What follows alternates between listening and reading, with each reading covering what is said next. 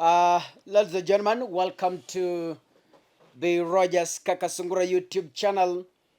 It has been a tedious 3 days consecutive sitting to do an analysis of the just concluded Supreme Court presidential petition proceedings that is started today is on Friday.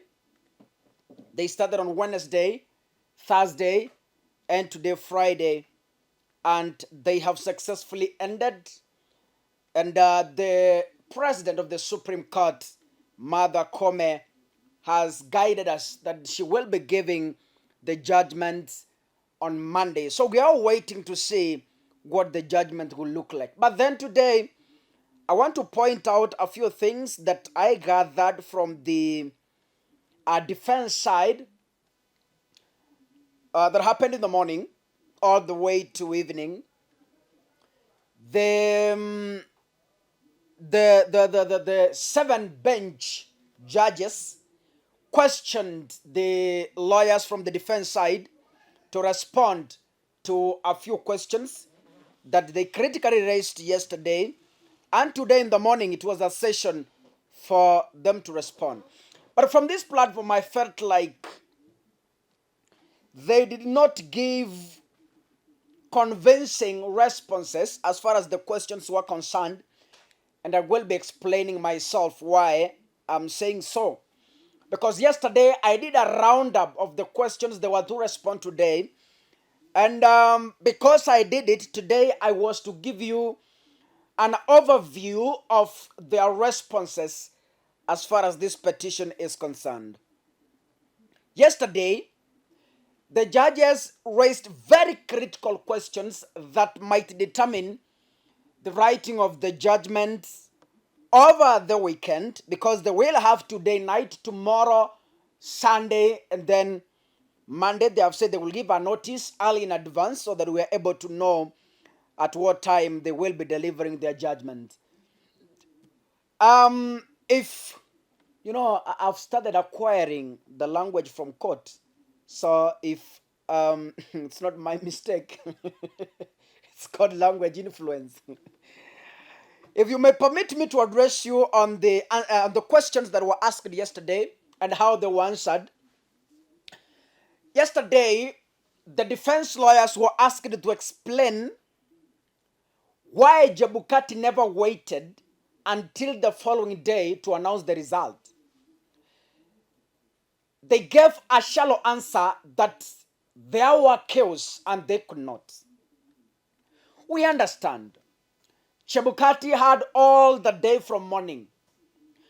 And one lawyer from the petitioner side said, the mood in Bomas could tell you that there was nothing sort of tension, because they saw Chebukati well composed, very confident, standing, very jovial, standing to announce the result. And they were shaking hands with the first respondent. Was it the first respondent or second respondent? That is the president-elect. They were jovially shaking hands and laughing like nothing has happened. So I think that was a shallow response, and I don't know how. One lawyer argued that there was a choir since morning that was singing and everybody was quiet. It's an indication that there was peace in Bomas until Chebukati decided himself to disrupt the meeting by not permitting the lawyers from Azimio and the 4 commissioners to verify Form 34C before they make a determination. Also, they were asked why Chebukati was acting an all one-man powerful leader. I remember, in fact, nobody critically and extensively responded to that question. Because when I listened to them, nobody explained why Chebukati was all one-man powerful. And they were challenged to refer to the Constitution that what is the role of a team player, or what is the role of a leader in an almost Chebukati is a commissioner. The Constitution ranks him as one of the commissioners, but a chairman, a leader in that context. So a leader should not be that powerful as they were arguing the petitioner side. He should be a person who consults and agrees to consensus. And the question on why the 4 commissioners protested that just very day and very time, there is evidence of memos that were written previously accusing Chebukati of being an all-powerful man. The duties of the commissioners were granted to the CEO, meaning there was something fishy that they wanted to execute in hiding some things from the commissions. The form that has been in question, that has been a discussion on social media, Gid Muigai made a clarification, but then the question now remains that yes, you have been clarified on the Kamago issue. Another issue is arising. I saw when Philomena Mwilu was making a clarification from, was it Murgor? Yeah? She was asking, the original form that has been presented to me by the defense side is original, yes, from the look of things, but the agents signed on 7th August. How possible is that? Meaning, the form was generated on 7th August, 2 days before the general election. And the defense side called it a minor issue. How can it happen? I'm now asking from this platform. If I was in court, I could have asked you that question. Does it mean the 2 agents that who have signed on 7th, all of them were absent-minded, that all of them could sign on, yani all of them could write 7 instead of 9? Are you telling us that the 2 of them were unconscious to know that today is on 9th? So all the agents, their signatures indicate they were signed on 7th, the 2 of them. And the critical question is from that form. How can it happen that 2 agents are signing and penning down the wrong dates, the 2 of them? How possible is that? Ingekuwa ni mmoja, tungesema huyo ni kama mahindi yake ilikuwa mahali kwingine. Kama angekuwa mmoja, we could have called it a minor error. But now, all the agents, their signatures are indicated on 7th August. It is impractical. Ladies and gentlemen,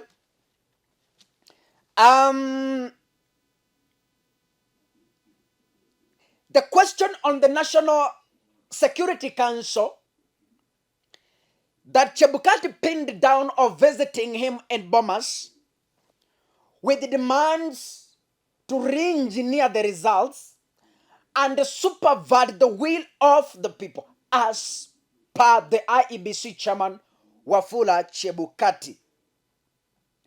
They are saying that the National Security Council visited them purposely, wanting to change the numbers to favor Raila Odinga.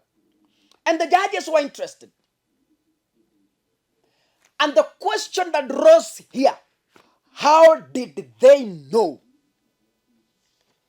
The defense side defended themselves that Chebukati had released a notice of candidates to avail themselves in Bomas for declaration. That I agree.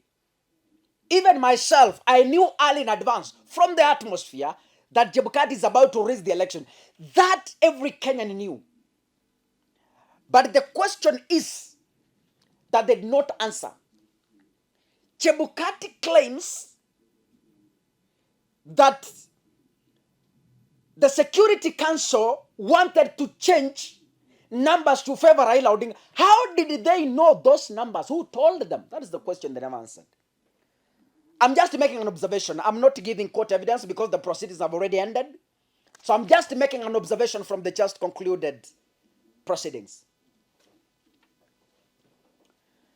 Who told the National Security Council that Ruto has scored 7 million and Raila has scored 6 million so that they can demand Chebukati to re-engineer the numbers to favor Raila Odinga? How did they know the numbers?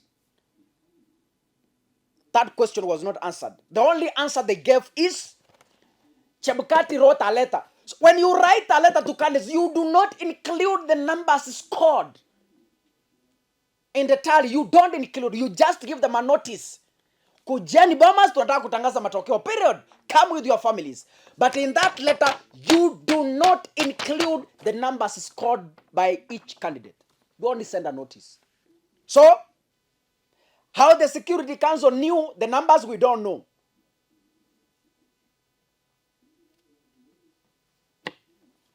Ladies and gentlemen, there was a question that was raised.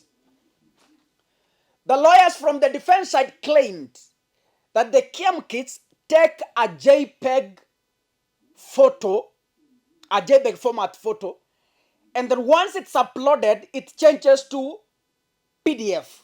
Now the question is, at what stage did the JPEG change to PDF? Nobody responded.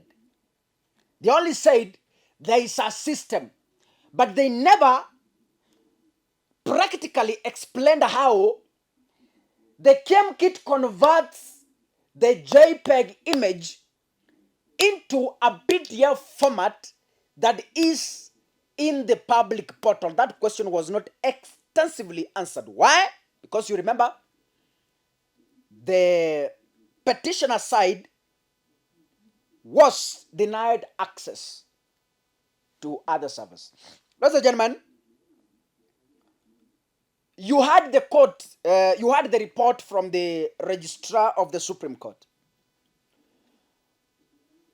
The petitioner side argued that they were not granted access to the 8 servers, which is in the public domain. And the IBC claimed they have 8 servers. They even read a letter from Smartic, which said they cannot grant access to the full server because it breaches or it infringes the security. Ladies and gentlemen, from this platform, those who have been with us the 3 days, I wish you the best. We will still remain here to give you another content as it may arise.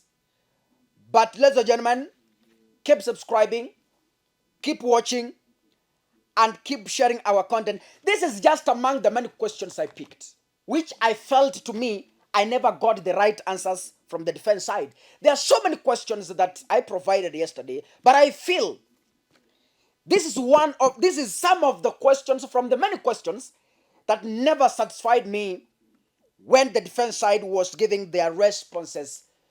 Ladies and gentlemen, to this point, we believe the 7 judges will sit and make a good judgment that will protect our future generations. I want to believe that. I want to believe so. Before I finish, there was also a question of printing a second batch of Form 34As, which I was expecting this response, but I never got it. Sijui kama waliruka. It's the picky pongi who came to break it down for Kenyans to understand. That is Willis Otieno, the picky ponky lawyer. There was allegations that before the election, before the voting day, Chebukati did a meeting with all the presidential candidates and said the extra 2 sets of Form 34As, Book 2 of 2, I think so if I'm not wrong, were not to be used during the election. And here comes that Chebukati has released the books to each and every polling station across Kenya. What was the intention? Alisema zimekuja ndio hizi, lakini kulingana na makubaliano na wanaogombea kiti cha urais, tumekubaliana na tumeunda mkataba. Hizi fomu tutaziweka kwa kabati na tutumie hizo zingine. Hizi zilikuja ndio, lakini tuziweke kwanza. Lakini it's emerging that the 2 sets that were printed extra found themselves in polling centers. And they were original, just like Book 1 of 1. Or Book 1 of 2. I don't know how they're classified. So ladies and gentlemen, hauwezi ukatofautisha fake form and the original form, because all the books are original. The original 2 sets were released to the market. What was the intention of it? And when scrutiny was done, it emerged that they were used. What was the intention? We hope the judges will look into these issues critically and protect our electoral system from future maliciousness, willful malicious. Ladies and gentlemen, I wish you the best. I wish you a good weekend. I can't wish you a good weekend because I will be here with other videos. But for now, may God bless you. Thank you so much. Asanteni sana.